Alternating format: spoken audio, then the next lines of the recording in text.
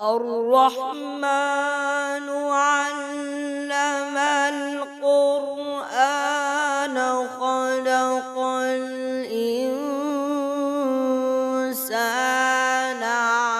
علمه البيان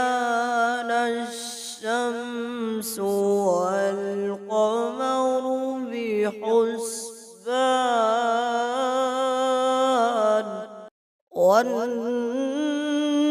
والنجم والشجر يسجدان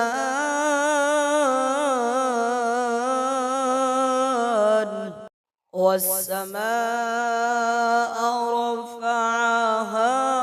ووضع الميزان